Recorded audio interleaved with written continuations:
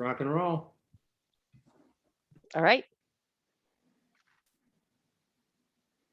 Are we we're live? ready. Yep, we're ready when you are, Mark. Fantastic. Okay, good. I see we have a bunch of our panelists with us as well.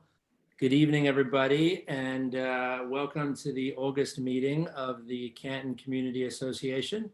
It's great to see all of you, and I hope that there's many more of you on Facebook that I'm not seeing. My name is Mark Edelson. I'm the president of the Canton Community Association, and I'm here to welcome you to this meeting and sort of try to coordinate things throughout the evening to make sure we get all the information that we want to get to people, and do everything we can. We have folks who are monitoring the live feed in Facebook, on Facebook as well. So if you have any questions, you can post them in the comments on the Facebook feed, and we will make sure to get them to our presenters and get those questions responded to so that we can get them answered and get everybody the information that you need, which is consistent with our vision as a community association, which is to be a resource to the Canton community and to do everything that we can to help create a more welcoming, open, inclusive, informative community in which everybody gets the information that they need. Everybody has access to the resources that they need. And we are continuing to build more and more community with every day. It's been an honor and a privilege to be the president, and I'm excited to do it for at least a good few more months until you kick me out of here, Amanda. So that's what we're about. We are also a member-driven organization. To become a member of the Canton Community Association, it costs a whopping $10 per year. And that money goes right back into the community in terms of the newsletter that we put together that we send out every month, all the work that we're doing at O'Donnell Square, and everything else that goes on in the community, awesome swag that we have. That's where that money goes. So we would love to have anybody that isn't a member become a member, join the community association, and become a part of life in Canton. And as Amanda loves to say, get neighborly. So with that, I will conclude my introductory spiel and get us into this evening's announcements, and then we will get to some of our incredible presentations that we have on the books for you tonight. So with that, I'm going to throw it back to myself for the first couple of announcements. The first one that I have for you is with respect to Dipsky Park.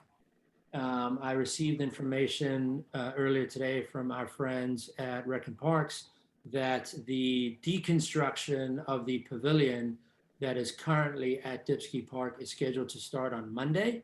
So anybody that has been looking out for the commencement of that construction process, that's going to start on Monday with the deconstruction and removal of the pavilion, which is going to Leakin Park. There was a permitting process that took place there that is now all complete. And once the pavilion is fully deconstructed, the next phase of the construction at the new and significantly, fantastically improved Dipsky Park will begin immediately thereafter. If you have any follow-up questions on that, please send them to us, and we will send them over to our colleagues or friends at Rec and Parks, and they will get that information back to us. So that's Dipsky. The other sort of update that we have, you would hopefully see if you've been walking in and around the square recently, which is that Walter Rivera at Baltimore's Best Cleaning, Ryan Quall at Black Diamond Lighting, Bob O'Connell and Kim Huskins collectively are the benefactors of the incredible new lighting that you see in the square. They did a beautiful job of wrapping a bunch of the trees with lights that have enough of a give that it's not going to impact the trees in any way, but it creates a beautiful lighting display in the square, improving safety, improving visibility, and just continuing to create a space that is family friendly and one for everybody to hang out and spend time in. So if you see Walter, Ryan, Bob, or Kim around, please thank them. They completely paid for the whole thing, made it all happen, an incredible thing, and we are extremely grateful to them, and everybody can now enjoy some beautiful new lights in the square. And we did a lighting presentation. You can check on our Facebook page for that, that video. With that, I'm going to throw it over to Amanda Bourgeois, our fantastic VP, for some additional. And Mark, can I just interrupt you for a second? We had one question regarding the park, and that was how long is the construction going to take? And will the park be closed the entire time? So the first part of that I have the answer to. The second part I don't. The construction is a 12-month contract. So the construction can take up to as long as 12 months. The hope is that it'll be shorter than that. Will the park be closed the entire time? I don't know, but I will find out the answer to that, and we can post it somewhere public for folks to see. My guess is, total guess, given the size and scale of the construction project, it is probably going to be closed for a substantial portion of it, if not all of it, but I don't know for sure. I will find out.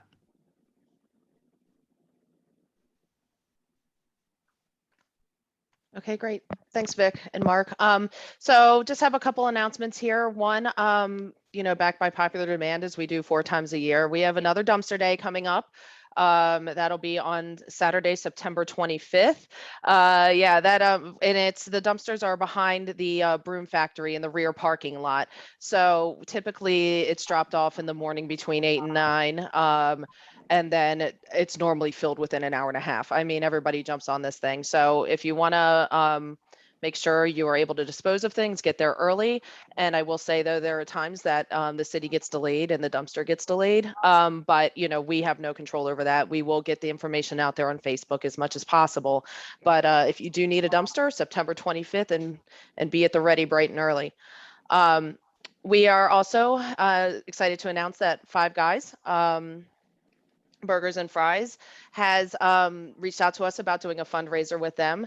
So on August 31st, August 31st from 4 to 8 p.m., if you eat at Five Guys, and a portion of the proceeds will go to the CCA. And we'll be sharing flyers about that and giving out more information and details here shortly. And so please visit them if you can on the 31st. And the marketing team and us, the rest of the board, we're planning on having a pop-up in O'Donnell Square Park sometime in September to coincide with, the various cleanups that we're doing. And, it's basically, what we're calling it is the sustainability pop-up in the square. We're going to be selling new foldable reusable tote bags to go along with the city plastic bag ban that's going to be coming. So you can have a little piece of Canton swag to go take to the grocery stores or wherever you need to. And so stop by. We'll be posting those dates. All that information will be to come, but it'll most likely be on September 9th. In the middle of the week. And just if you're strolling through the square to dinner, you can stop by and talk to us at our table. So that's all we have. So that's all I got right now, Mark. If you want to move on to the new business members or next on the agenda, just let me know. Yeah, that's great. Let's jump into our new business members with an introduction if they're both on. Sure. Why don't we go ahead with Jesse Wilensky first? Jesse, why don't you jump on and introduce yourself? I see they're on mute. Good evening, everyone. Hey, there you are. How's it going? Great. My name's Jesse Wilensky, and I am your local face for Revolution Solar here in Baltimore. I live up on the northeast corner of Patterson Park, and I have a bunch of solar panels on my roof. So if you guys have any questions about how solar works in DC or in Baltimore or in Northern Virginia or anywhere in the area, if I don't know, I probably know someone who knows. So I'm always happy to field any questions you might have, any experiences you heard someone else had. Just give you a little bit of feedback as to how we do things. We work very closely with a number of companies in the area, so we got a pretty good feel for the market. Any questions? I'm sure I can throw my information up in the chat. Are you guys looking for anything else in terms of an introduction there? No, that's fine. If you just want to give us your information, or if you had any, sort of things to note that you guys are doing or that this fall, then you could certainly mention it. But if you just put in the chat, then we can also share. Our team behind the scenes will share it on the Facebook page as well. Great. We're doing a bit of a exploration into pergolas and decks and how we can incorporate solar into those. you get a pretty nice 26% federal income tax credit on the cost of any solar project. That includes anything related to the project. So if you're thinking about doing a roof replacement, if you're thinking about doing a pergola, you're thinking about doing a deck, it might make sense for us to just talk and see how we can maybe incorporate some solar panels and see some overall savings on the entire cost of the project.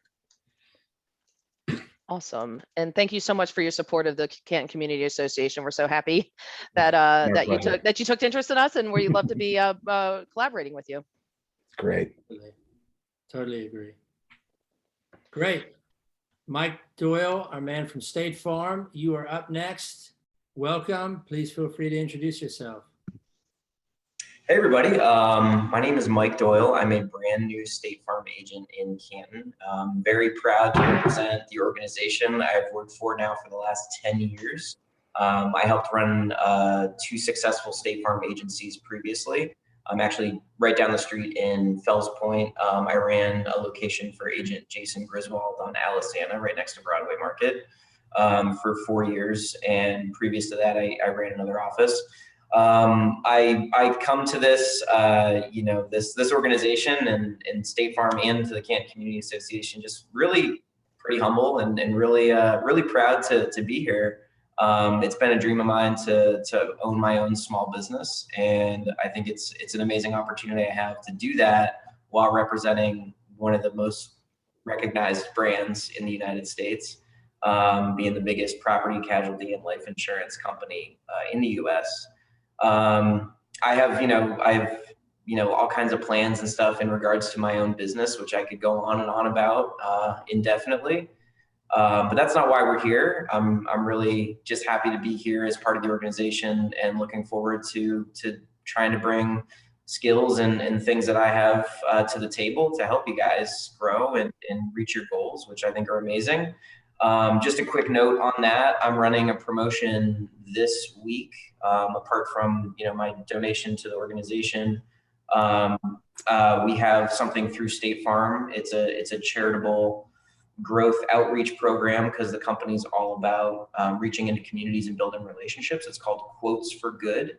Every quote that my office provides to a customer or non-customer of State Farm, or one of my customers or anyone who doesn't have State Farm currently, if I quote their business and they say the Canton Community Association is the reason why they're getting a quote, I will donate $10 per quote given, regardless of whether or not we earn their business, up to $1,000 a month. So there's a lot of agents out there who partner with one nonprofit per year. I'm thinking about doing that as well. And basically the reason I can do that is because the company heavily subsidizes that investment. So they'll basically be donating through me directly to you guys, just for people calling in and saying they'd like to get a quote to help the CCA. So I have all kinds of details and information about that, as well as State Farm's grant program that I've been working with my corporate liaison about. We have something called Neighborhood Assist, and every year State Farm provides $25,000 grants to 40 nonprofit organizations around there. So I'd love to talk with you more about that, but I'll leave it up to you guys. Did you want anything else, or is there any questions I could answer? No, that was great, Mike. Thank you so much again for your support. You and I had a great chat the other day, and looking forward to all the new energy that you're going to bring to things here, and appreciate what you're doing with this fundraiser. Yeah, for sure. Be sure to boost it. Guys, share it with all your people on social media, and we'll see how much damage we can do to State Farm by getting them to donate some money. Okay. Thanks. Maybe if we use that kind of phrasing, it'll really help. Right. Yeah. These big insurance companies, we got to try to get as much money out of them as we can. Right. I'm there with you.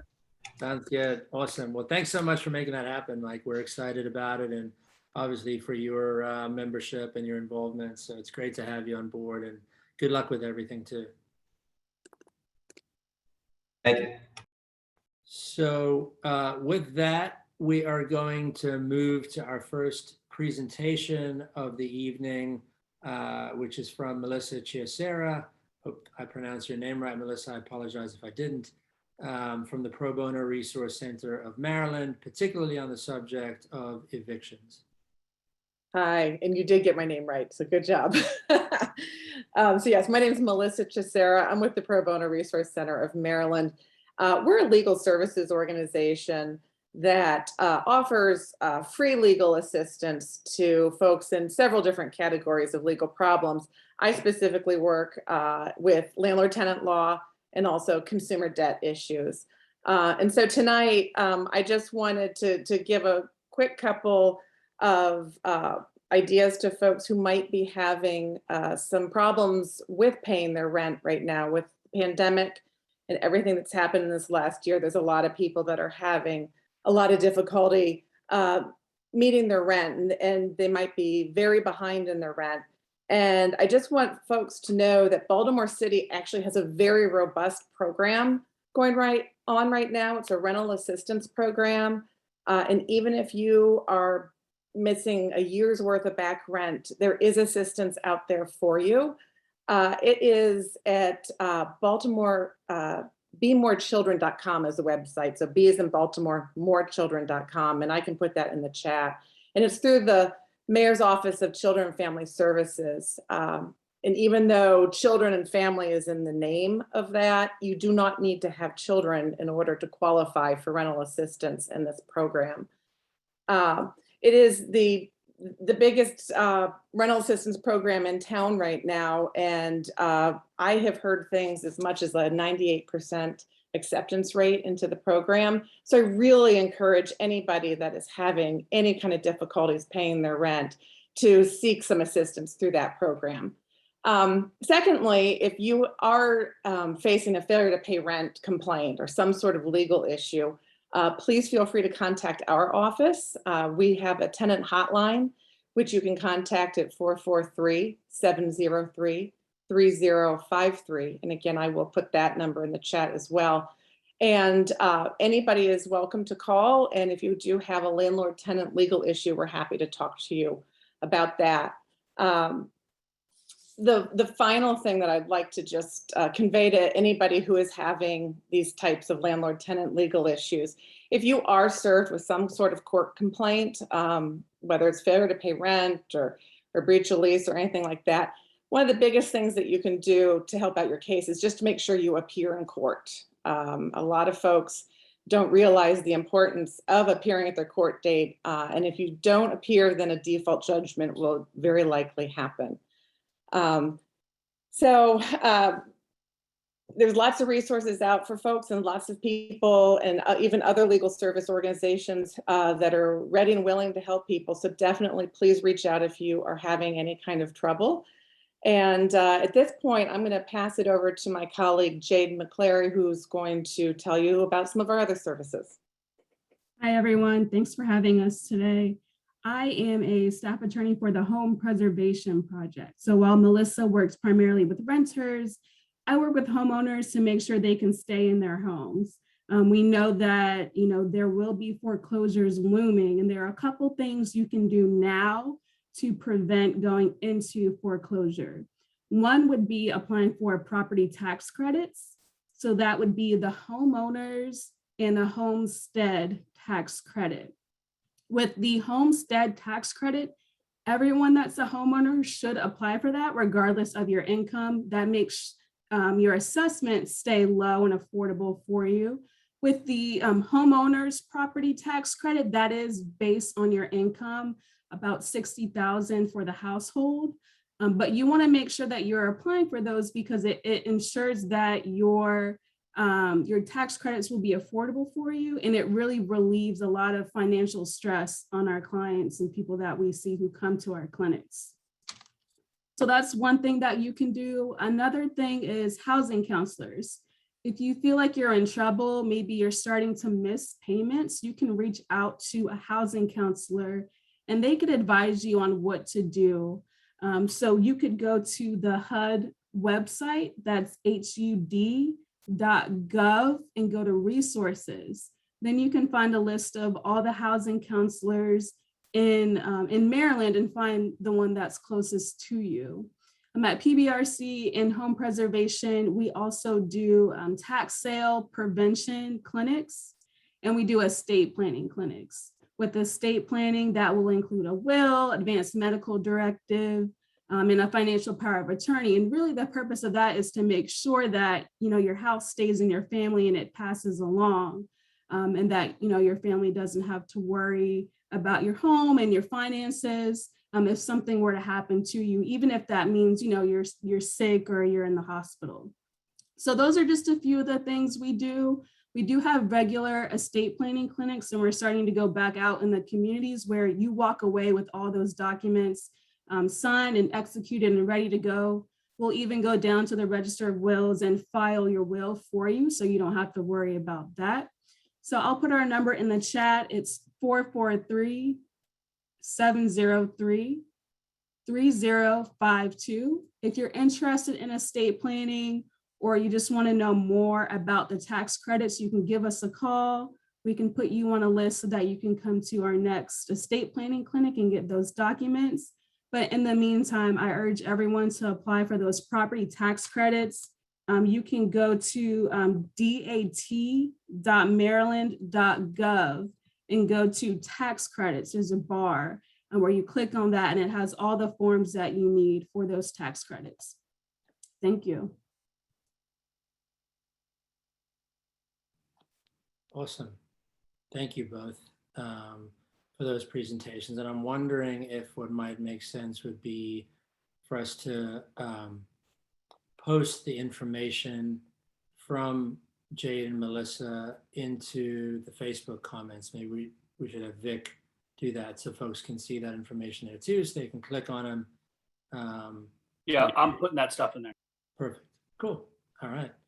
You're one step ahead of me. Okay, great. Thank you both. Vic, any questions for Jade or Melissa from the chat? Not that I'm seeing now, no. Okay, great. If there are any, we'll make sure to get them to you and to get those responses back. But thank you both for making yourselves available. Thank you, She, for coordinating and having the idea to have them join us. That was extremely timely and informative and very helpful to many folks in the community and beyond. So thank you, and thank you for everything that you do as well. Okay, with that, we are going to jump to our next presentation. Just thinking of the best way to do the timing. Is Astrid on? I think I saw Astrid, right? I'm actually here on behalf of Astrid from Civic Works. Okay. Yeah. Are you available to do that presentation now? Yes, I am. Fantastic. Remind me your name. My name is Felicia Gross. I'm actually the program manager for the COVAX outreach program with Civic Works Elder Services. Got it. Unfortunately, I'm having some technical difficulties with my camera, so thank you for bearing with me this evening. So just to give you a little bit of background about our program, Civic Works Elder Services, we partnered with Baltimore City Health Department to help decrease barriers for receiving the COVID vaccine for Baltimore City residents. And so with that, we've been targeting primarily older adults because we work with older adults 65 and over in elder services. However, we are into assisting all community members in Baltimore City who need assistance with getting vaccinated, whether that's getting help with registration for community clinics, whether it's assisting homebound adults who cannot leave their home to get vaccinated. We can help them arrange appointments to get in-home vaccination. And then we can also help arrange for transportation services for those who have difficulty getting to community clinics that actually want to get vaccinated. And then there's a transportation partner through the health department. And then we also have Lyft codes that we can give to people who would prefer to take Lyft to get to the clinic. We can as well. And another piece of our program is that we also have a small grants program where community leaders and individuals in Baltimore City who are already working on vaccine outreach and education projects, or if there are vaccine clinics that they're working on, if they need additional financial support in those efforts, they can apply for small grants ranging from $500 up to $10,000 as funds are available. And some of our applicants have requested funds for different types of incentives to help people, to help encourage people to get vaccinated. They've used funds for supplies, equipment, and things like that for community events that they may have going on, for printing costs and things like that, for canvassing, flyering, things like that. So that just gives you a summary of what those funds can be used for. But we also have community outreach liaisons that will be manning our hotline, which I'll share the information in the chat soon, for if people need assistance registering for clinics or finding out more information about where clinics are. If people have questions about how to schedule clinics through the health department, they can provide information about that as well. And if there are any other outreach efforts that your community association is working on, whether it be canvassing, whether you need supplies, whether you want some information on strategic planning around doing outreach around the COVID vaccine, they can also assist with that as well. And so I'm going to share the information. So I'm going to share the link to the online application for the small grants program in the chat. And then I'm also going to share the contact number where you can reach our community outreach liaisons if you have additional questions about outreach efforts, if you have questions about registration, if you have questions about arranging for transportation, anything like that. And then I'm also going to share our email if you wanted to email us as well.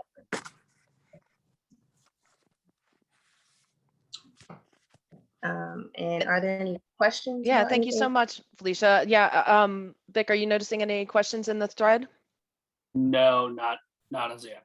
Okay, this is fantastic information. Thank you so much. And I know that we can also get this information out in our newsletter, I believe, and try to spread all of what you guys are doing and see if you know, if it can help anybody. Okay, and I also have a flyer that you can share with the information, all of the information that I just mentioned on a flyer or a one pager that we have, so I can get Astrid to share that with you as well. That'd be great. Absolutely, and we can share on our sites and social. Okay, thank you.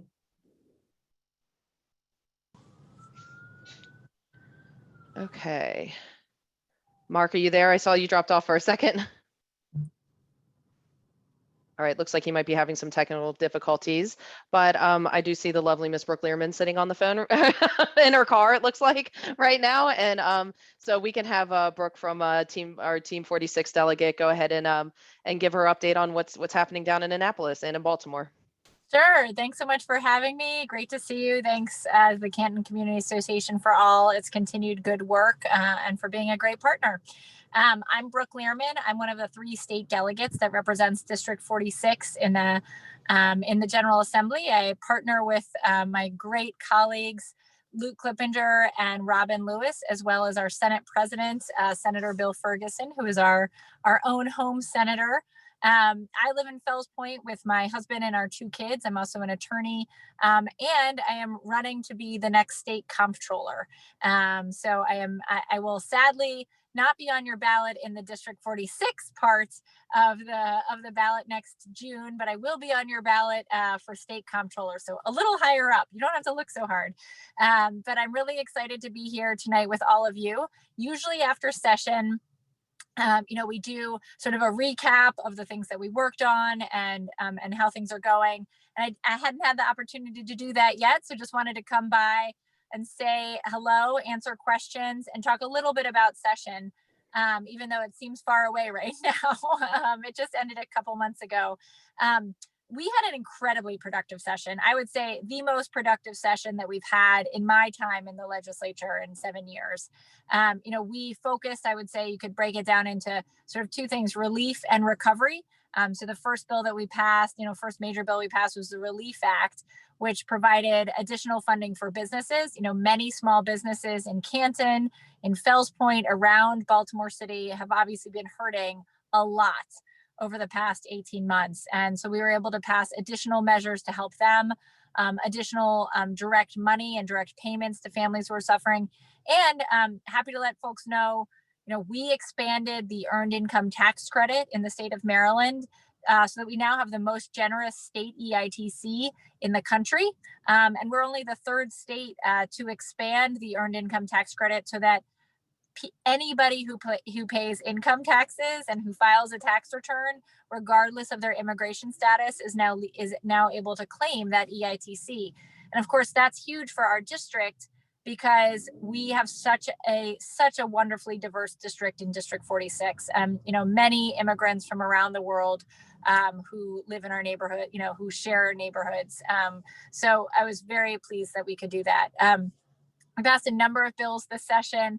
One of the bills two bills that I focused on were on broadband and on closing the digital divide and on transit and transit funding. So I'll mention those quickly and then open it up for questions, or Amanda, if there's something specific you'd like me to talk about, I'm happy to do that.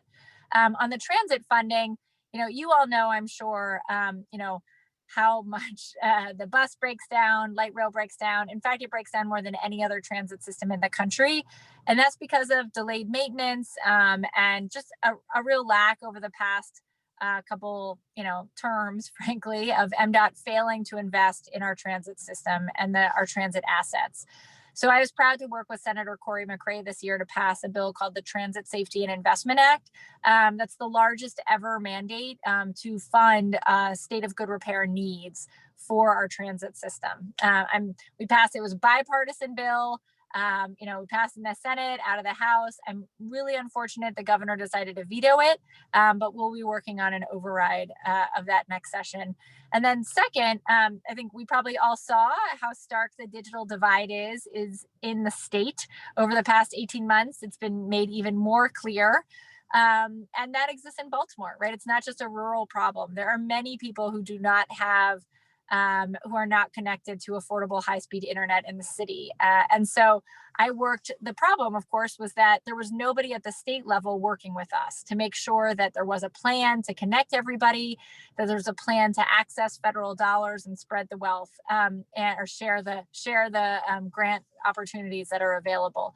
So I worked with 60 organizations, including many people in Baltimore and some of you, to pass the Digital Connectivity Act of 2021, which is a bill that sets up an Office of Statewide Broadband, mandates creation of a plan to get everybody online. And then we allocated $300 million at the state from federal ARPA funds to be able to fund programs around the state to start connecting more people and to providing grant opportunities as well. So really excited about that bill. The office is just getting up and running. They're just starting to hire people, but the mandate is to work quickly because we need to make sure people are online. So I will stop there. We passed a number of other bills on education, on supporting small businesses, on the environment, but I want to stop and just see if there are questions. I'm happy to answer them while I'm here. Or Amanda, if there's anything you or Mary or Mark want me to address while I'm here, I just want to make myself available. Thanks, Brooke. Really appreciate you joining as always. Mark, did you have anything you wanted to add or ask, or Vic, is there anything online going on? No? I don't think so, other than I look forward to the override of the governor's veto on the Transit Safety Act. There were a lot of people involved in that. That would be an exciting one. Thanks. And that was excellent work, Brooke and Senator McCray. So excited to see Thank that. you. Yeah, I should make sure that everybody knows that the PGA Tour is coming next week. So there's a big PGA Tour that's coming. It'll be played at the Caves Valley golf course up in the county. But the official hotel is the Pendry Hotel. So, to the extent that you're hanging out in Southeast next week, just know that there will be added traffic. There might be some additional traffic. People who don't know exactly where they're going because they're coming from all over the country, which is really exciting. So there will be, if you wonder what's going on at the Pendry next week, they're going to block up a lot of parking spaces and whatnot because that will be the official hotel. So it will be very full. And I believe the players are staying there. So there will be a lot going on, which is exciting. It's been, I think, over 40 years since there was a PGA Tour event played in the Baltimore region. So it's exciting. Awesome. And great Yeah. to have everybody hopefully patronizing our local small businesses. Exactly. Yes. So we can give them all a warm Charm City welcome, and make sure they love it so much that they bring their families back. Yeah, no doubt. Great. Well, that's awesome. Unless there are other questions, Delegate Lierman, we can probably let you get back on your drive. If we get questions, we'll make sure we send them to you, so we can get those responses back. Sure. And we can probably jump to our next presenter, Senate President Bill Ferguson. Oh, great. Excellent. Well, thank you, Mark, and always great to see you, Delegate Lierman, who we are very excited, excited for her new opportunity, but also sad to lose her as part of our district team here. As we've been on this round robin, it has become clearer and clearer that Brooke will be off to bigger and better things, but she has been such an amazing member of our team. And so we are excited for her, but also sad to lose her here in the 46th, in a different capacity, not necessarily lose her. I'll still be your neighbor though. That's it. Exactly. I'll just get to bug you on bills. Exactly. Thanks everybody. Have a great night. Thanks, Brooke. And I believe Delegate Clippenger is also joining at some point tonight. And I don't know, I think Delegate Lewis, I'm not sure if Delegate Lewis is this evening or she had a prior engagement. But Amanda and Mark, thank you for hosting on virtual. I will say this is quite an interesting time. 2 months ago, I was saying that we were in the beginnings of the post-pandemic period. I don't feel like I can quite say that yet or right now, after having just had another vaccine oversight hearing today with the Secretary of Health. There are some choppy waters ahead, but the good news is there are pathways for moving forward. So before I get too far into that, just for those who I have not met, my name is Bill Ferguson. I've had the honor of representing the 46th Legislative District for the last 11 years, since 2011. And a year and a half ago, was elected by my peers to serve as the presiding officer. So I serve as the president of the Senate. So what's first and foremost and always most important is my service to the 46th district. So my family and I live in Patterson Park, just north of Canton. We are former Canton residents, but moved uptown a little bit about 5 years ago.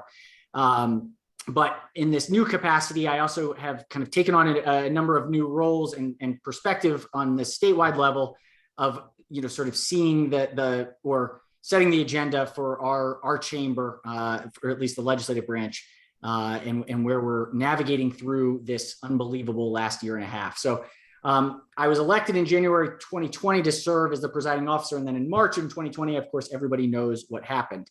And so fast forward for the next 18 months, which I think everyone would probably agree have been the most surreal, unbelievable, challenging, difficult period of probably humanity that all of us could have imagined for the last maybe 100 years. And so leading a chamber in the midst of that as an elected official certainly has brought a number of different insights and perspectives into this work. So I don't think I need to go much into the impact of the pandemic, but I will say, as Delegate Lierman mentioned, this was probably the most challenging session that I had ever faced. But also I would say, hopefully the residents of the 46th district are proud of the work that we did, because I am most proud of this past year than almost any other year that I have served, because of the productivity that we were able to focus on solving problems. And as Brooke mentioned, now it sort of goes as a passing comment, but in the first 3 weeks of session, as we kind of went into session in the middle of a pandemic, congregating to legislate, sort of, with all of the concerns that existed out there. Within the first 3 weeks, we worked with the other chamber, with the House, and with Governor Hogan to pass the single largest economic stimulus in the history of Maryland. And it was a $1.5 billion stimulus that was focused and targeted on those who the year prior had been objectively the most vulnerable and hardest hit throughout the pandemic. So from our small business owners to restaurateurs to the artist community, who are very often overlooked through the pandemic, who couldn't, sell their works or participate in building, their businesses, to individuals who are on social services and relying on the social safety net, to individuals who are furloughed and stuck in unemployment lines with a broken unemployment system, that we were able to get cash checks and subsidies so that they could put food on the table for their families. It was, I'm incredibly proud of the work that we were able to do and pass this very quickly to get support to people that needed it most. And we got it done before the Biden administration had come in. We found a way to pay for it sustainably. And it sort of set the tone for what the session would be. And it ended up being a very problem-solving focused session. We also tackled incredibly important issues like equity and the health disparities that we saw exacerbated throughout the entire pandemic. One of the components of many that I'm most excited about is this health disparity zones. Sadly, here in the city, what we've seen all too often is that a zip code is a determining factor, and that the health outcomes in certain zip codes are life determinant, which should never be the case if we live in a society where we believe that everyone has the opportunity to maximize their potential. So these new health disparity zone and health enterprise zones that we are creating will take a much more comprehensive cross-agency approach to getting people the services they need to maintain a healthy lifestyle and maintain basic health. Throughout this pandemic, we've seen the disparate impact that can happen when we don't take care of this. Of course, crime and safety always is the number one issue. I fundamentally believe, especially after the last 11 years, seeing the successes we've had in public safety to the challenges that we've had in public safety, if there is not trust in the system between the community and those who serve the community in a law enforcement capacity, we cannot create sustainable safety. It does not exist. Obviously, this is an incredibly challenging and complex conversation that we've been having in Baltimore for many years. I think the state as a whole, after last summer, is having it a little bit more tangibly than we had already been having. But we are in the midst of a very complex journey around safety and trust. I'm proud of the work that we were able to do this year to lay out a new framework for public safety reform.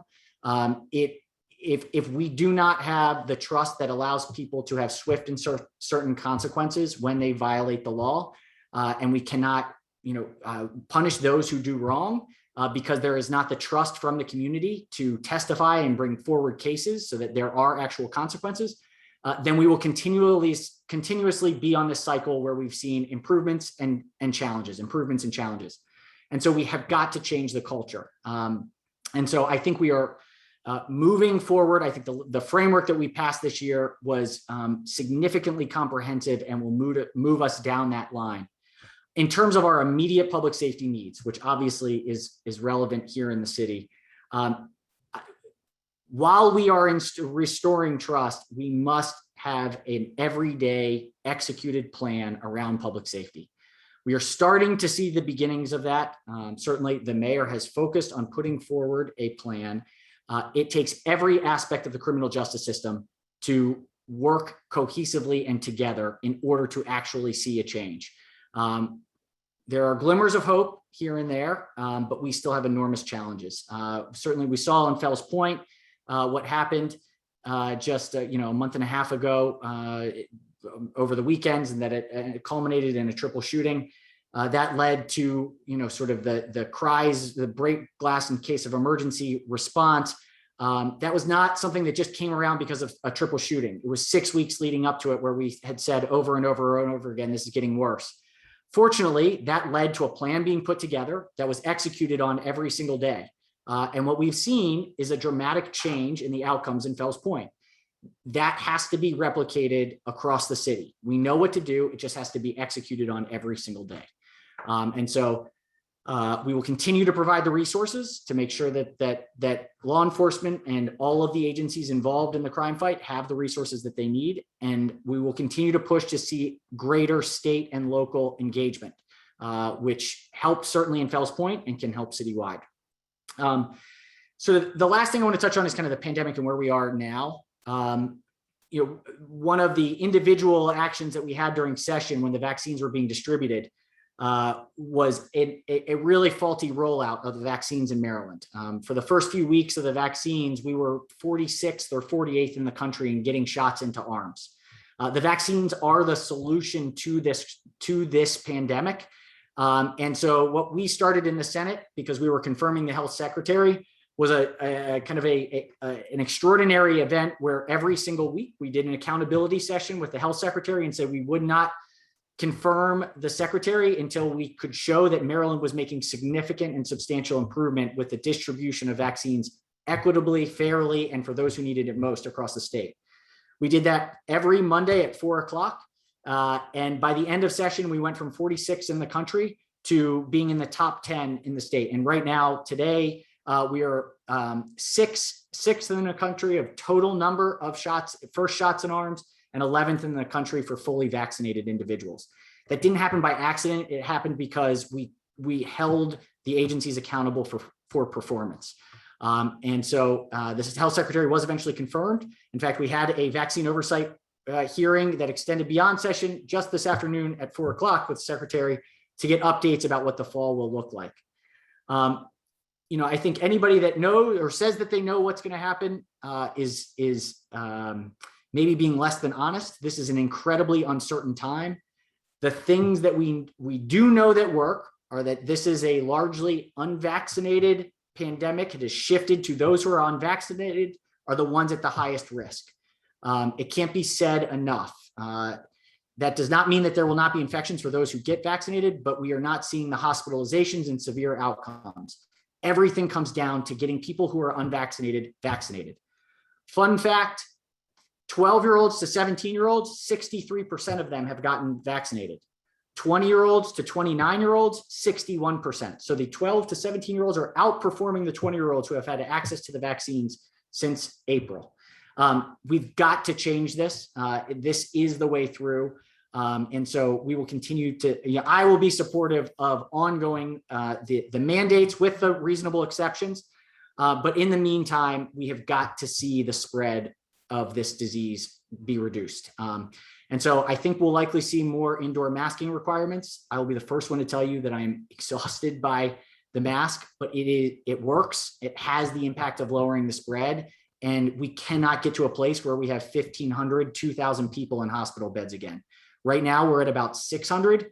That is very similar to the number where we were August 16th of 2020. So we're a year later, and we're at the exact same place in hospitalizations. The vaccines are there. We know what to do. We've just got to get there over the next 6 weeks. So last final point. I actually have a lot of hope on us getting through this. We have a long way to go with recovery, but, and I do think it's important with the Biden administration, with what's happened with Congress, with the American Rescue Plan, unlike other crises, we have the resources this go round to really set ourselves up for success. We have a lot of work to do, but because of the American Rescue Plan and the money that is coming in, the investments that we're going to be able to make here in Maryland, including the $39 million that are coming to the 46th district for community asset and projects here in the 46th district, we will have the resources to truly and genuinely impact our system to be better off on the back end of this. So if we get through this pandemic, the resources are there. We just have to get these vaccines into arms. Fundamentally, that is the key to success. And so is the most important thing happening in government. And until it's done, it will remain the most important thing. So with that, I want to stop. I went too long. I'm sorry about that, Mark. But I see that Delegate Clippenger is here. So I want to make sure there's time for questions or can hand over to him. No problem. I'm going long. Senator, it's always great to have you, and the information that you share is so incredibly valuable, as well as I always go along myself. So it wouldn't be fair for me to give you a hard time if I wasn't the one doing the same thing. As of now, it also seems that it was so comprehensive, we don't have any questions for you, Senator. So I'll make sure that we're scanning the chat, and if we do, if it's okay with you, we will forward them to you and the responses back to the community. But thank you so much for your time and for everything you do. Thank you so much. And Tyler McCurdy's on the call. He is my district director who is readily available if there are any issues big, small, or in between, please don't hesitate to reach out, and we will do whatever we can to fix it. Finally, thank you for giving me the honor of being able to represent you. It is truly, truly an honor.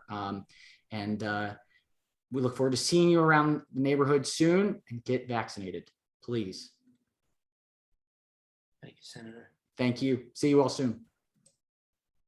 With that, we will turn it over to Delegate Lou Clippenger to give us his update. Delegate, welcome. Thanks so much for being with us. Good evening. Thank you very much for giving me a few minutes here.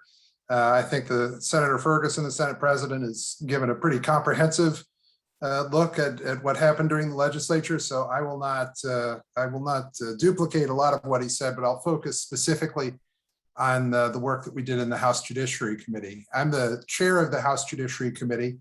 We deal with issues related to criminal law, civil law, family law, and juvenile law. And if anyone is interested, I'll put my name in the my email in the chat. And if you would like to have a copy of what we call the lawyer's letter, which goes into greater detail as to what the Judiciary Committee did during the last session, just email me there and we'll be happy to get that out to you. As the Senate President mentioned, we did have a significant year with regard to public safety, and specifically with regard to police accountability. And we passed a substantive piece of legislation, several pieces of legislation actually, that grew out of conversations that have been held over the last several years and culminated in a work group that was organized by myself and the Speaker of the House, Adrian Jones.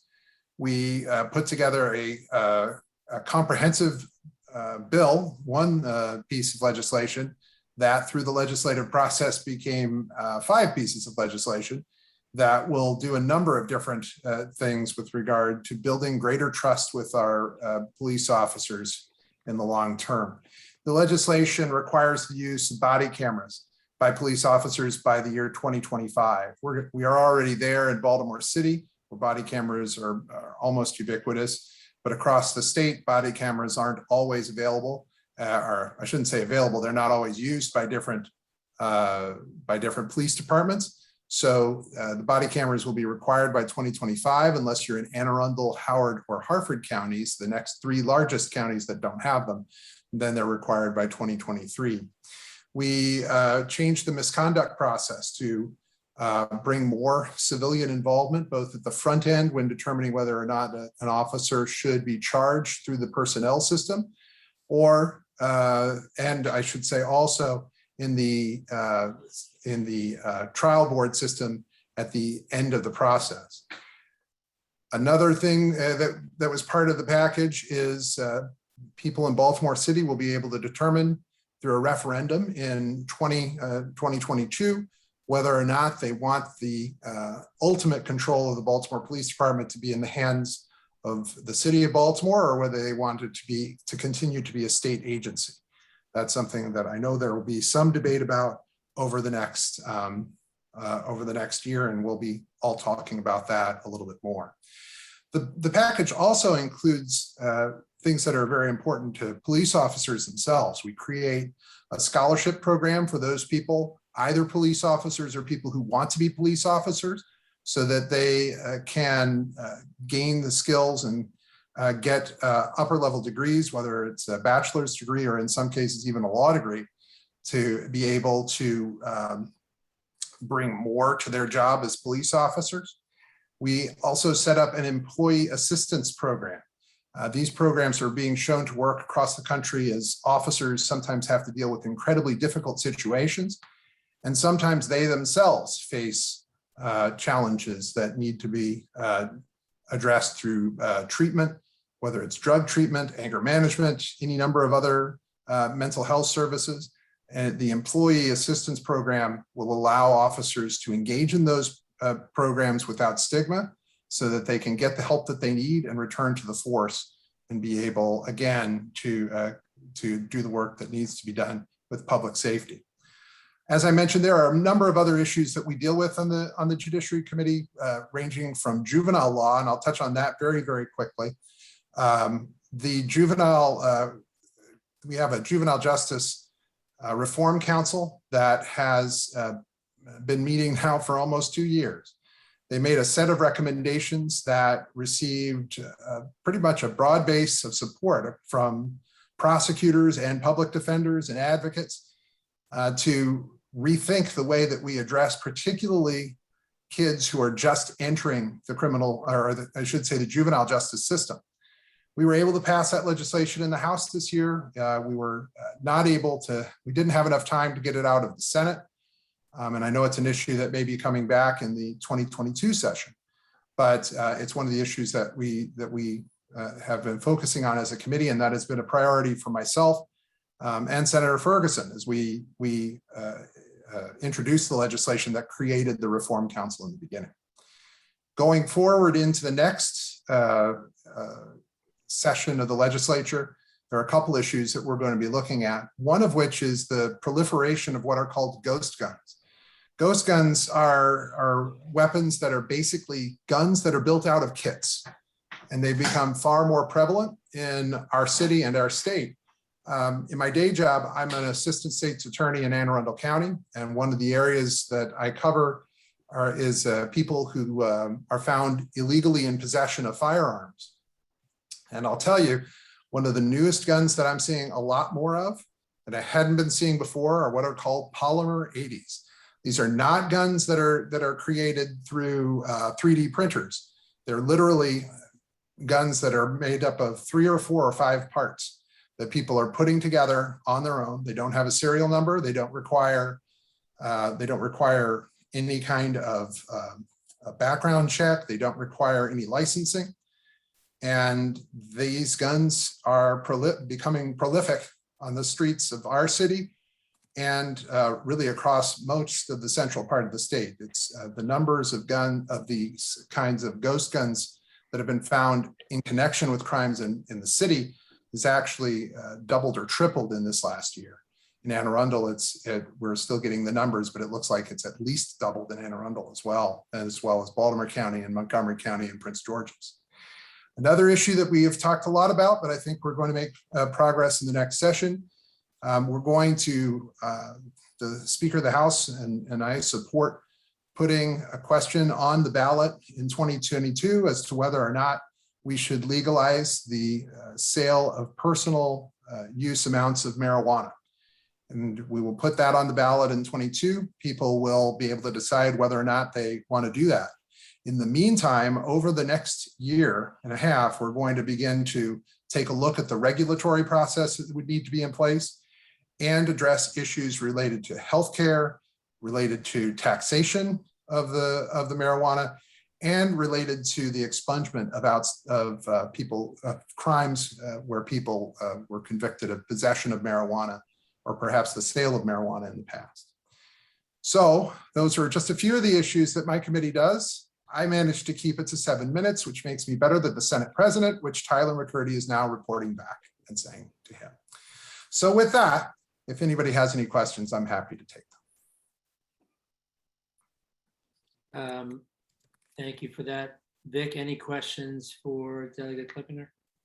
No questions. So not only was it quick, it was also comprehensive. So thank you for that, Delegate Clippenger. Well, thank you again very much. I'll type in my official email. And again, if you'd like the lawyer letter, I'm happy to email that to you right away.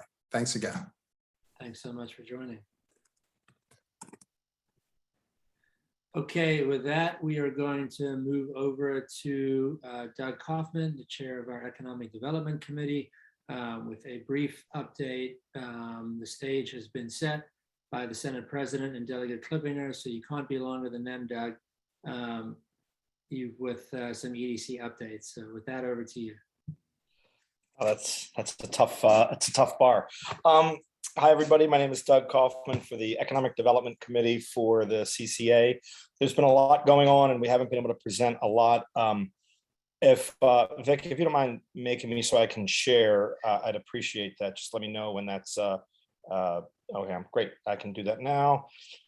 I will try to run through these as quickly as I can. If you have any questions, I'll put my email address in the comments or in the chat so people can reach out to me directly. Number one on the list is the Chasseur up in Falster is requesting permission from us to do a rooftop deck on top on the second floor, or third floor, excuse me. They already have kind of an open air area. They'd like to do a rooftop deck. Hopefully you can all see the plans here. The idea is that on the roof, it'll be 6 tables. Each table will have up to six seats for a total of 36 total seats. This will be limited to dining first. And while you're dining, you can have a drink. It'll be very similar to our outdoor dining guidelines for balconies and or street dining. So this is an ability for them to be able to do that. This stairwell down to the street will have a gate at the street entrance, so people cannot walk up the staircase upstairs. It'll be locked off so people cannot go up after hours. It's pretty high and windy up there, so they're gonna be very mindful about what goes up there and that it's not able to be blown away, whether it's a litter or something heavy that could be a projectile to hurt people on the street. They're also not gonna have TVs or music blaring or playing up there at all. And they're gonna be completely shut down by 10 p.m. We're working through a memorandum of understanding with them. Oh, sorry, I forgot to press share, excuse me. We're gonna be working through a memorandum of understanding with them for the rules of the road for that. So if you're interested, please let me know. There's that's different plan, I guess. I don't think any of this, there's Chasseur, so it's gonna be on top of that, as you can see. That's number one. Number two, up on Eastern Avenue, at the corner of Ellwood, is currently the site of Gallery Church. Gallery Church is looking to, quite frankly, stay in business a longer term. So they've devised this plan to demolish the little bank building on the corner of Ellwood and replacing that with a 4-story apartment building that'll have a total of 30 apartments with a ground floor level commercial space for the community. The church building will remain, and the little townhouse building will also remain, but they will have substantial renovations to both.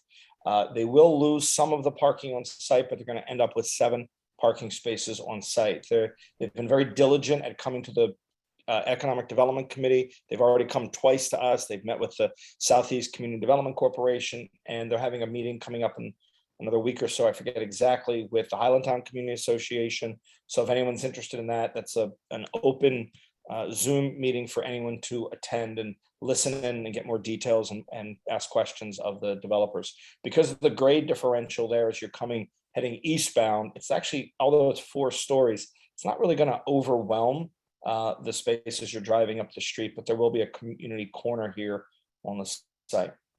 Another site on the current or former site of the St. Brigid's Church at the corner of Ellwood, Hudson, and Robinson Street. The proposal there is for 8 townhouses facing Hudson Street. And then in the back where there's currently a 2-car garage, that 2-car garage will be demolished and rebuilt into like a 2-story, like loft style carriage house with its own parking. The 8 townhouses across the front will each have 2-car parking.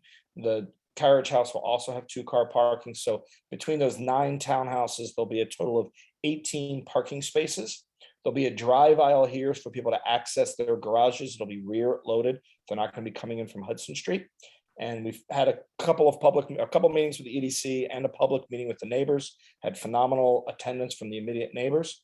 The rectory building that dates back to the mid 1800s will be retained and salvaged and completely gut rehabbed. The plan is to turn that into 6 1-bedroom apartment units each. There has been some concern, some conversation about the fact that there is absolutely no parking on site for those 6-unit apartment buildings. That's probably been the only negative from the community feedback so far, and we're still trying to work through that. There's a lot of transportation planning that goes into this, a lot of understanding what makes good development, what's best for the community as a whole. So if anyone is concerned about this development in particular, again, please reach out to me. This is a little bit more of a repeat, I think, for a lot of people, but over at the collective at Canton, just a quick update on that outside of our neighborhood, but they continue to develop. As you all know, they're building the apartment building there. They have a tenant coming into that site with a drive-through, and we're not allowed to say who it is. I will tell you it's a household name. It's a good food operator with a drive-through that's going to be going through there. And there's another food restaurant coming in right next door. Again, a really good group. Maybe not as much of a household name, but I think a really good overall accompaniment to the area. The green dotted line here is the green Rails to Trails bike path that'll be connecting Haven Street on the northeast corner and Boston Street on the southwest corner, which will eventually tie into the with the waterfront park, which if you don't know about the Rails to Trails green bike network, please Google it. It's going to be absolutely fantastic for the city, a 35-mile bike loop around the city that's going to be protected off street to make it easy for people to get around. Across Haven Street, I'm sorry I'm going so quick, but Mark put the screws to me. Sorry, this is just how they're setting up this. Across from Haven Street, currently the site that's a vacant lot, essentially, that's going to be purchased by the same developer. He's going to carve it up into 4 lots. On the south side down here is going to be a major retailer that everyone has heard of a million times before. They're going to come in here and put a drive-through in here. They have asked us to create an additional lane of traffic, actually giving up some of their land to have an additional lane of traffic. So when you're headed westbound, headed towards downtown, there'll be an extra lane of traffic after you cross the railroad tracks, partially to come into the property, but also to allow an extra turn lane for those folks heading north on Haven Street. That's parcel number 1. Parcel number 2 is going to be a car wash that we've all heard of before. He's going to be relocating there. Parcel 3 will remain undeveloped for the foreseeable future due to oil on the ground and monitoring wells. And then parcel 4 will be a sports book. Basically, it's going to look like a 2-story sports bar. On the second floor, there'll be about a 3,500 square foot sports book.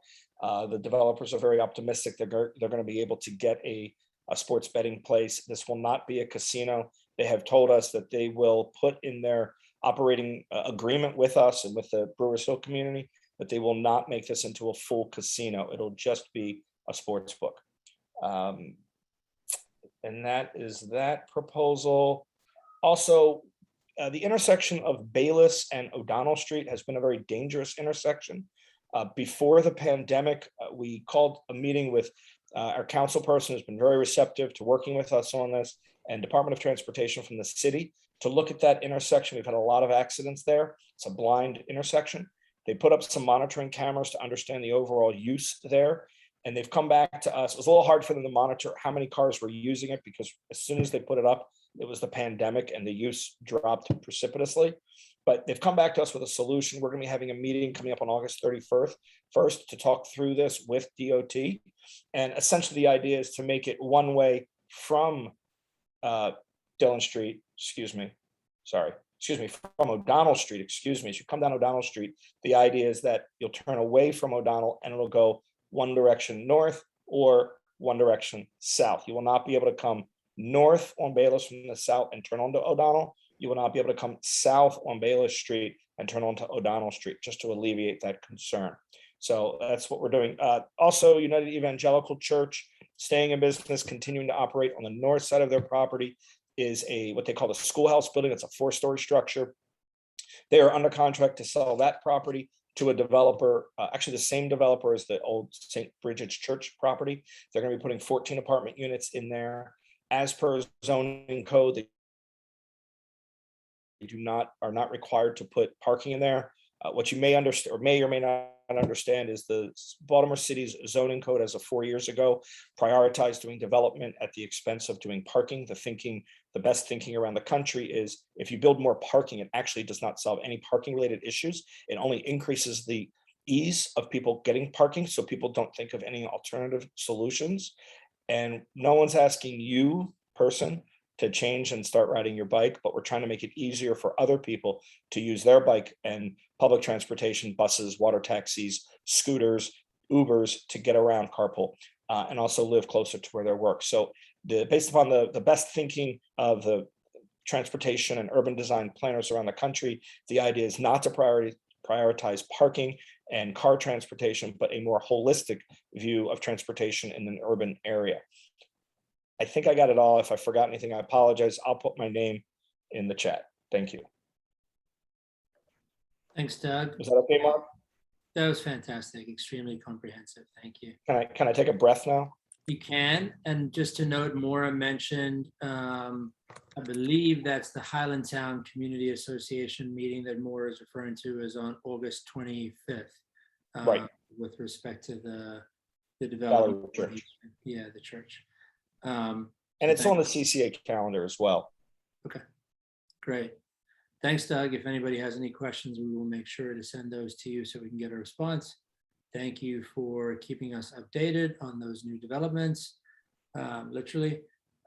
With that, we are going to throw it over to Liam Davis, who's going to give us a presentation on behalf of DOT about some traffic calming that's going to be coming to the Boston Street corridor. And then we're going to throw it over to Matt Garbark and John Woods at DPW to give us a presentation about water bills. So some great information from our city agencies to round out the evening.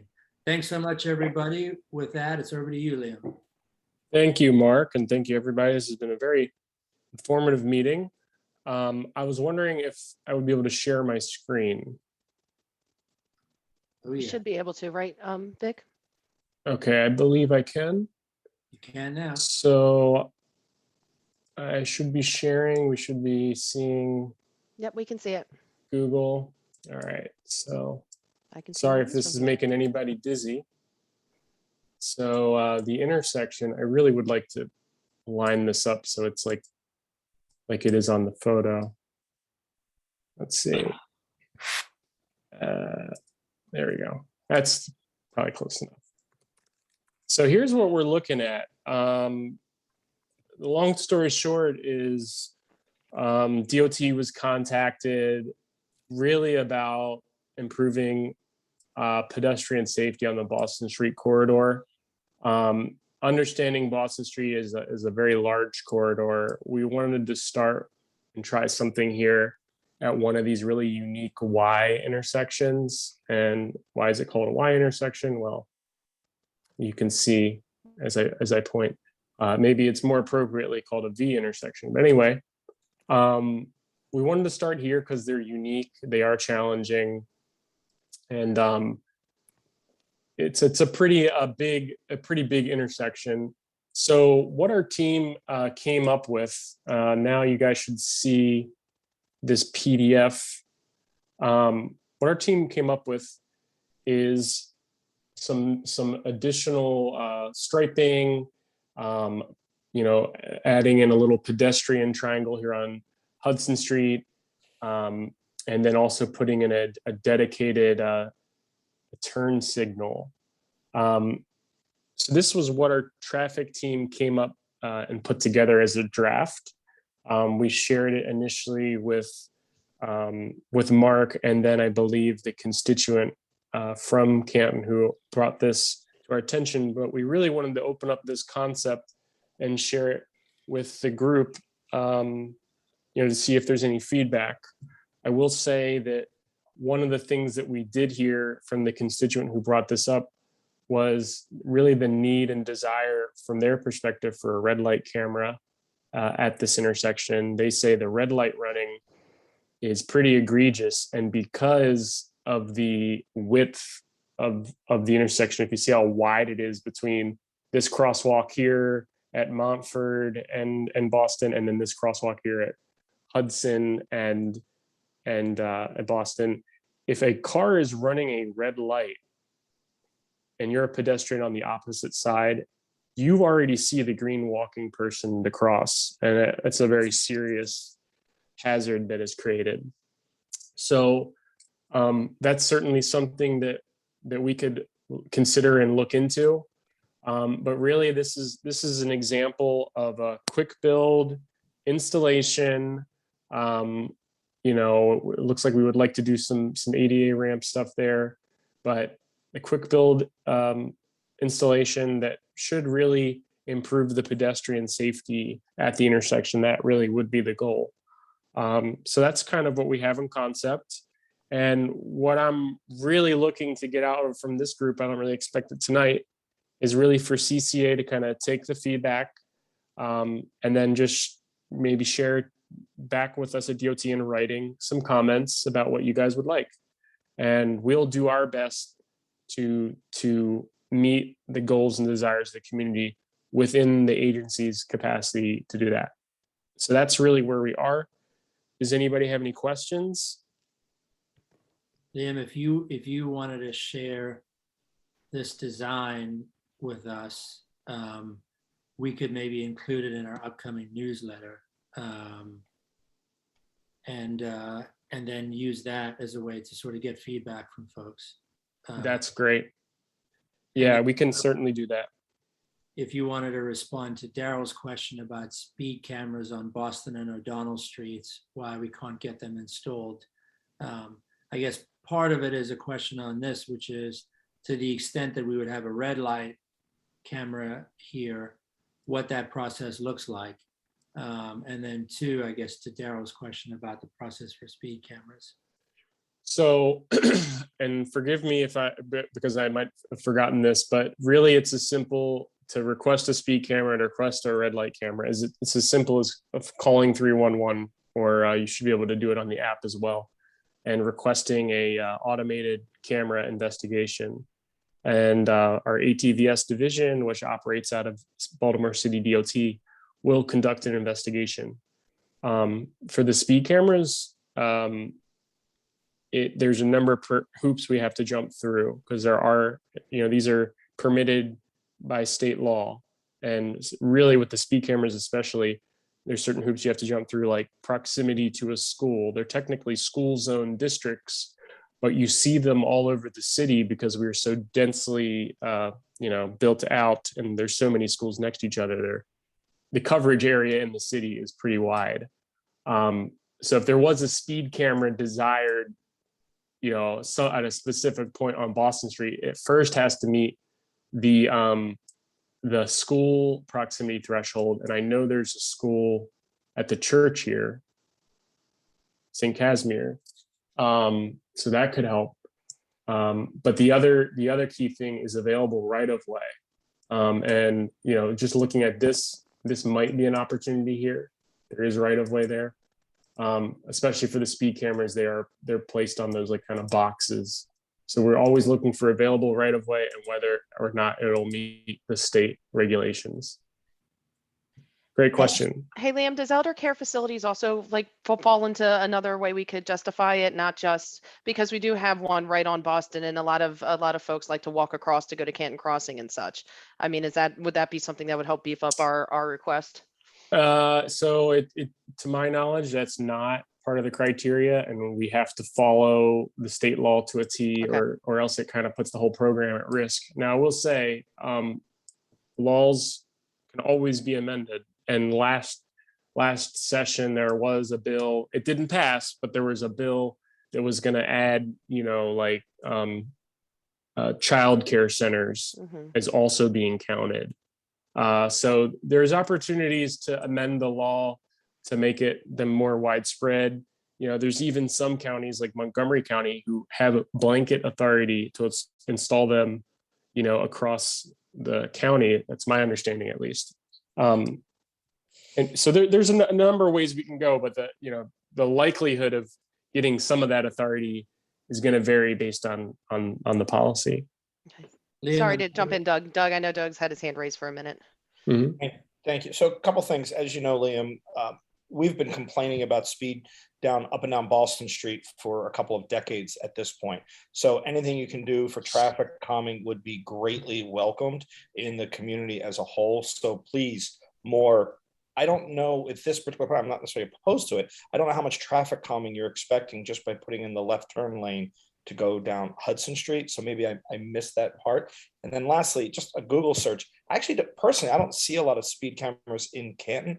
We have Hampstead. I didn't know there was one by St. Casimir's. So I'd love to see if we could get a list of where the speed camera locations are in Canton, Boston Street to Eastern, up to Conkling, and obviously down to Chester, because I'm not familiar, I guess, with all the locations are. And I'm not talking about the truck camera that's on Boston Street. Yeah, so I want to be clear. I didn't say there was one at St. Casimir. I just said the location of the school there probably would make that area eligible. And as far as right of way goes, I mean, you have Hampstead Hill, and right across the street is Patterson Park. So I don't know if that right of way is allowed to be used for a speed camera, but I would think going in both directions in front of Hampstead Hill, that might be another opportunity. So it varies on location, and it also, you have to take into account parking on the side of the street, because again, these are those boxes you see. They're like, just sit them on the ground. so medians really help. I don't know for the speed camera vendor contract if we have the mast poles that aren't the boxes that you can put them up and they're elevated. But we also have to adhere to ADA regulations. So there's a lot that goes into this, but I will say it's not like we shy away from putting these in. So it is pretty routine when we put in new cameras. What would really be helpful though is if the community created the 311 request, and what will happen is you'll be provided a form that you fill out, and it kind of gives you the opportunity to write in detail what the issue is and what you're requesting. Red light camera, speed camera. I know there's truck cameras too, but those are very in short supply because there's a cap on how many we can put those out. But yeah, I mean, the map, I'm going to actually, if I can share my screen again. I don't know how much time I want to take up. Maybe I'll just share it. I'll share it in a link, but there is a map of the ATVS locations across the city. And I can share that with you in the chat. Liam, one other question that came in while you're sharing that in the chat is, will there be curb cuts on the south side of Boston Street for the new crosswalks? So let's see if, I just want to see what's there now. If we're putting in crosswalks, they're going to have to be ADA compliant. So they'll have, I mean, I see curb ramps, but they will have to be looked at to make sure that they're up to today's standards. And Liam, while you're looking that up, just as you know, just to reiterate the obvious, there's more and more people living in the community, later in life. And so it takes them a little while sometimes to cross streets. And there's more and more people with strollers and young kids and kids on, scooters and so forth. And so getting across Boston Street is a serious challenge for a good portion of the residents of Canton and the visitors to Canton. So speed cameras, any other traffic calming is really necessary, because we know we're going to get some people killed if we don't do something about this soon. Sure. Here, I'm going to add this to the chat. Thank you. Let's see. Yeah, let me ask you another question that came in. Yeah. While you're doing that, can an ordinance be passed to ban extremely loud cars and motorcycles that have no mufflers? Maybe $1,000 fine or something. They even wake us up at night. Cars going down Boston Street near Ellison, they use Boston Street as a drag strip at night, might place speed cameras in a couple of places. So I guess the second part of that is about speed cameras, but the first part is about the loud noise. So the loud noise thing is a great question. That, because like when you talk about noise, you're starting to get into kind of health department territory. I believe they regulate noise. That's a question, quite honestly, I would direct to your council person, or you can engage the mayor's office. They might be willing to do an administration bill, but the lead agency that is the regulatory body over that specific issue would be in charge of advancing the legislation. So off the bat, anything with noise sounds like health department. I will say I completely agree. I am not a fan of very loud vehicles, especially drag racing. And the speed cameras, if we're able to put them in, that should in theory help. It should in theory help if the violators, the speeders, are trying to avoid paying a $40 ticket. Hey, Liam, if we actually identified locations that we think would work and the property owners are on board with this, are you saying that there's money in the budget for us to get more speed cameras? So I'm just going to be very clear. Like there's definitely money in the budget. There's not, you make revenue off of them. So it's not like, oh man, we got to put another speed camera. That's going to cost the city a ton of money. the speed cameras generate revenue. So it's not I don't think cost is necessarily a question. What is a problem is capacity and like whether the vendor contract, like how many cameras they've agreed to maintain. And we got state authorization last session for speed cameras on Interstate 83, which sounds very simple. Oh, you put 2 speed cameras up on Interstate 83. We're projecting that those 2 speed cameras would immediately double the amount of automated speed violations. So you have to do all the back end work, doubling the size of your office, doubling the size of your staff, training people. So for like a major thing like that, those come into question. But for like adding one on Boston Street or adding, one on O'Donnell, generally it should, we should have the capacity within our existing system to accommodate 1 or 2 cameras on a kind of an arterial or a local street. Liam, another quick question for you, and then we'll probably need to move on. I know you mentioned that the minimum proximity distance to school is a 1/4 mile for a speed camera. The question is, do charter schools and or religious schools count? And I'm guessing since you mentioned St. Casimir's, the answer is yes. They should. And I will have to get back to determine whether it's a 1/4 or it's a 1/2 mile. But if it's a school, because we put them in, I think near, I'm trying to think of a private school, like I guess, St. Casimir, but also what's another one? Gilman. If they wanted one or requested one, we might consider it. But if you look at the area, it looks like Southeast actually has more red light cameras and truck cameras. The bulk of the city's truck cameras are located here. It's actually a challenge that we have to address because we're getting requests to move them around, and we have a 6 camera cap. So it does look like there's definitely ample room, if the right of way is there and if the school eligibility is there, you could definitely look at possibly having some speed cameras. But I need the 311 requests from the community.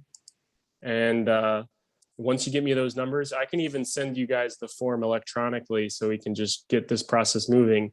And once you fill it out and send it back to us, we can push it to ATVS division and say, can we look at this as we consider our new locations? And we have like a rotating work group that meets quarterly, and we discuss, these requests that come in.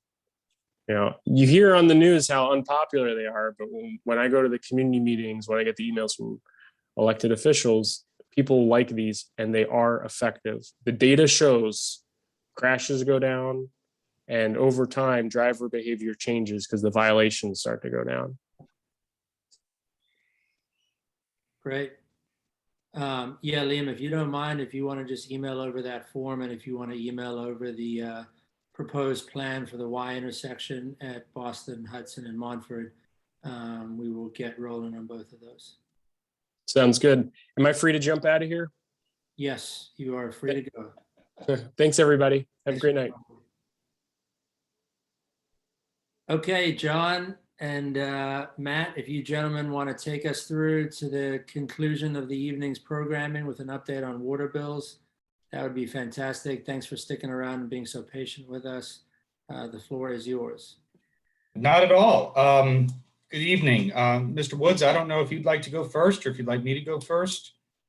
Whatever's fine with me. If you want to start and I'll add some stuff at the end, because I know that you're new and my problems were with old DPW, so you've come in to change things and the new leadership seems good, but I'll put some complaints in and my issues at the end, but I do think everything's moving in the right direction. Thank you. No, certainly.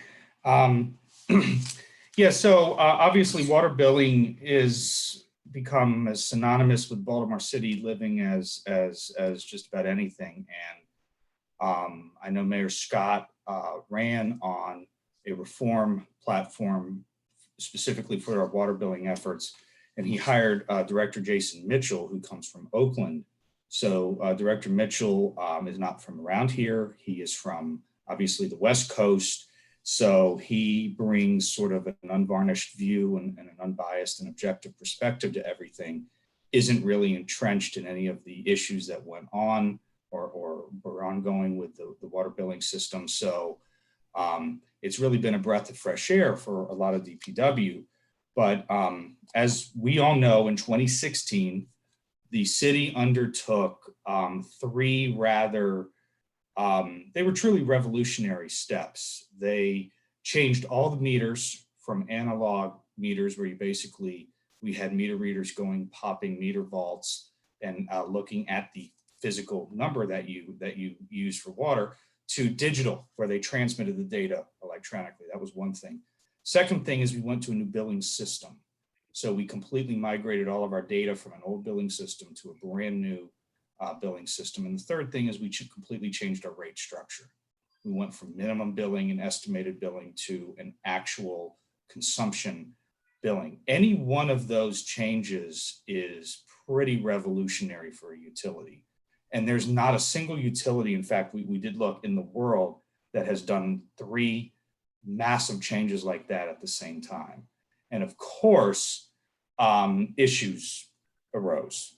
Things fell through the cracks. There were customer service issues, there were training issues, there were other system issues that were not always reconciled and rectified. And we've gotten to a point now after 5 years where it's really reached a critical point. And I know Mayor Scott and Director Mitchell are very, it's a top priority of theirs to turn that around. And that's what we're calling the project, is a customer turnaround project. We are looking at our billing system and our metering system. We're looking at it soup to nuts, from the meter to the telephone. And we are going to try to find every single issue, and we're going to work with everyone from beginning to end to try to find a resolution. It may not be a resolution that everyone is thrilled with, but we want it to be a resolution that people understand and accept and can at least say, fine, I hear you, I'm not thrilled about paying this, but I understand why this is the way. And that's what we want. We want to get that perception, and we want to get that trust back in the system. So we brought in 2 experts as consultants. These were 2 individuals who worked in the utility system.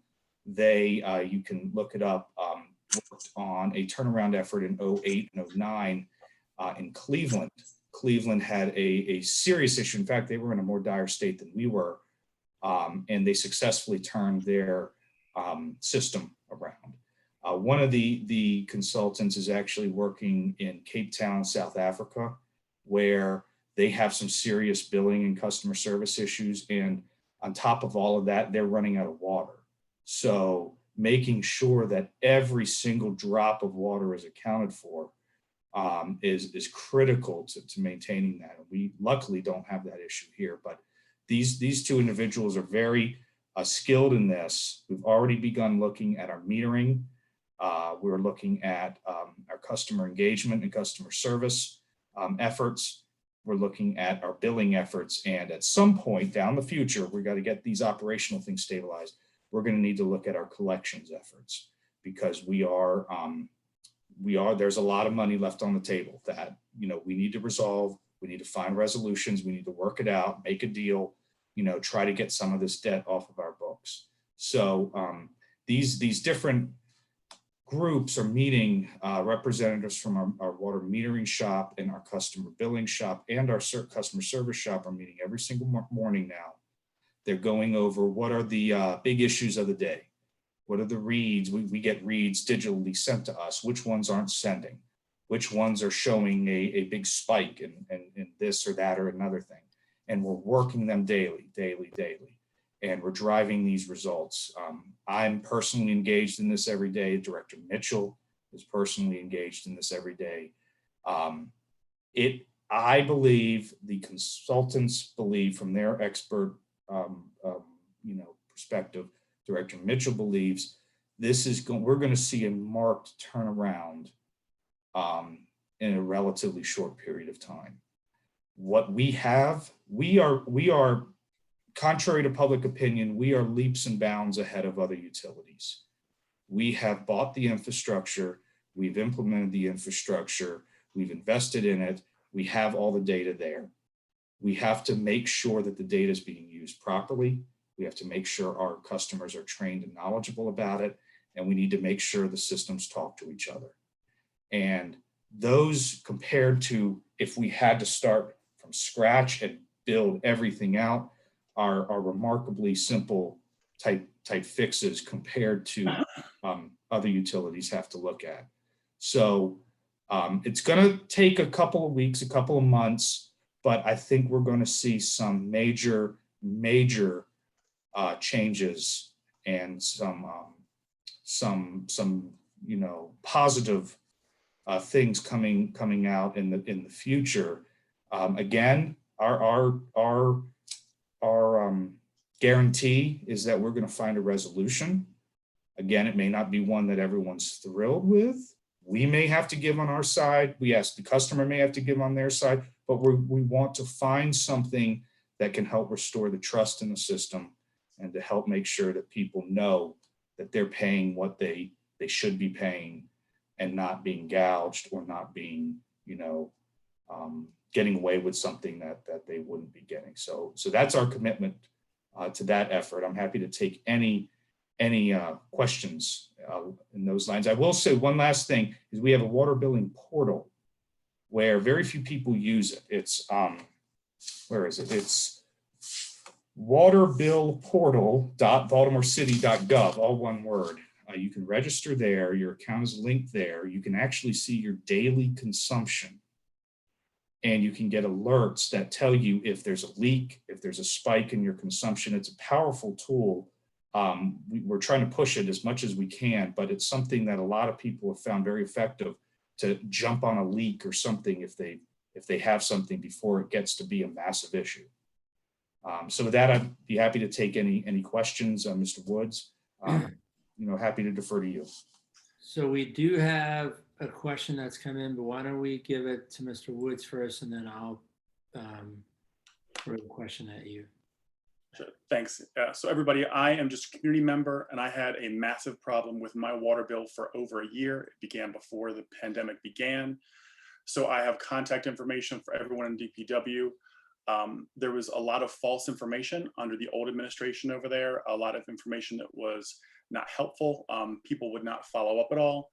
So for over a year, I collected all this information, followed up on my own, went to other community members, city council people, and have a comprehensive list for contacting and working through the system. And I'm hopeful now, like again, this new team that's on board does seem to be doing much better things. However, there's a lot to do. Like the water website that Matt just mentioned doesn't connect to your water bill. So you can't pay your bill there. You still have to pay through the other portal. So there's two different systems. A lot of people think when they log in and see the amount owed, that's all there is. But really you can get a lot more detail from that other section, but it's not connected. Again, customer service, at least that I dealt with, was not responsive. Not connected to each other, did not take good notes, would not know a situation. I'd have to present my entire case when I talk to someone new. So again, if you're having those difficulties with high water bills, I'll put my email in the chat here. Please contact me. I can send you my information, tell you about all the things that I went through to correct my water bill, the things I did in my house, and I know about the steps that you can go through to prepare for your conversation with them. Which I found very helpful as I was going through this, and I've sent it to 20 or 30 community members at least, beyond my friends and family in the city. And again, I'm hoping it's going to get better, but it's a lot of work and there's a lot of bureaucracy to move through in the system. So if I can help at all, I'll put my email up and let me know what I can do for you. Great. Thank you, John.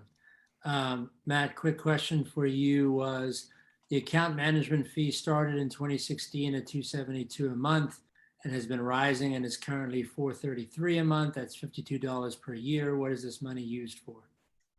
So the account management fee is actually used for the UMAX billing system. It's our billing system.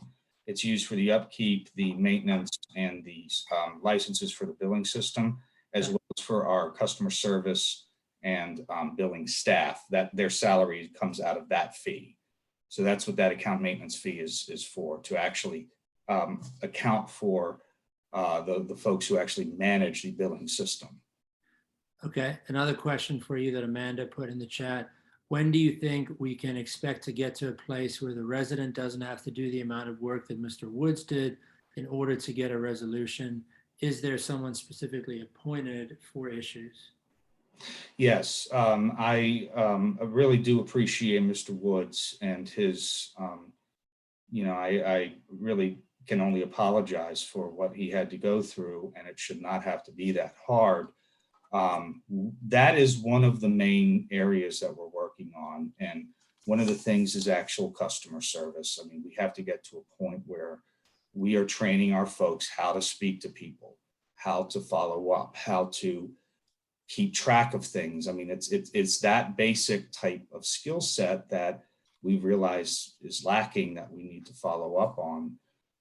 It is our hope, it is our goal to get to a place where these meters and there is enough going on with the meters, with the accounts, with everything, that alarm bells should be sounding when there's a problem. Our goal is to get to a point where we can tell you if there's a problem before you have to tell us. That's the whole point of this system, is to sort of change that so that we are much more proactive than reactive. And what I've told people is we kind of bought an iPhone and we're using it as a calculator. We need to use the system and the tools and everything that we invested in properly. That being said, there is an advocacy piece that was passed last year by the City Council. It is called the Water Accountability and Equity Act. In there is a process for appealing your decision. And I think Mr. Woods did go through that process, where you go to the Environmental Control Board. The Environmental Control Board it's separate from DPW. They have hearing officers who will listen and adjudicate on the matter at hand and render a decision that is not, may not be what the department said. So there is an appeals process if you do feel that we or DPW is not treating you fairly, or if that you truly don't feel that your bill is correct. So that has been put in place. Got it. Okay. Thank you for that. One last question, Matt, which is, how do you get an activation code to set up your water portal account? I believe that information, an activation code, if someone, that information was in your bill. But if you call the IT office, they can give you a code. Otherwise, you can send your name or to me or to you, Mark. I can find that out. I thought that had been turned off. Apparently, it had not been. We were trying to do multi-factor authentication rather than the generalized PIN or whatever that thing is. So if you send me the information, we'll figure it out, but we're trying to make it more user-friendly. I will put it that way. Okay. Final question for you. Is there any plan for setting up auto pay billing for water? That's a very good question. And that relates to the two billing systems, or to the two different sites Mr. Woods mentioned. We are unique because we're not a separate utility. We actually are under the City of Baltimore. So all payments go through the singular portal that goes, you pay your water bill, it goes to the Director of Finance. It doesn't go to the water utility. That's actually established in our charter. We are working very closely on trying to figure out ways that we can make that better, and that we can somehow find a way to partner with the finance department so that we can use the water portal to pay directly, and also so that we can do auto pay. And something that I'm pushing as hard as I can is electronic billing. We spend so much money on postage, we waste so much paper. Electronic billing would be absolutely amazing if we could do that, and it absolutely can happen. But these are bureaucratic and internal policy things. All the functionality is there. We just need to work through the bureaucracy and the policies, and I think we can get there. That is very restrictive for city residents too. It costs them money. Like if you have a checking account, it's free to pay your bill, but if you have a credit card, it's not. So people that don't have a checking account and can't get one because they can't afford to, you're now giving them another expense beyond potentially high water bills. So anything you can do to push that would definitely help our residents in need, older people who may only have access to part of that information. It just makes it difficult for everyone, and they shouldn't be penalized with another expense just because you have to pay a credit card processing fee from the city. There's enough issues with water bills and other billing in general that Baltimore should be eating some of that money or figure out a way to make that cheaper or free for our residents. Completely agree. Yeah. Okay. Guys, thanks so much. Matthew, thank you for that update. John, thank you for being such an excellent advocate. I'm sorry for what you had to go through, but thank you for being such an amazing resource to the neighborhood. Thank you, everybody, for joining us tonight. If anybody has any follow-up questions or questions that were not answered, please feel free to send them to info@cantoncommunity.org. They will come to me and a number of other folks on the board. We will make sure to get those responses back to you. Also use that to sign up for the Get Lit program. We're lighting up blocks, and also the O'Donnell Square Park by a Brick program. So thank you so much, everybody, for joining. We can end the meeting with Amanda fumbling around in PDF Creator. Sorry. Yeah, great to see everybody. Thank you so much for joining.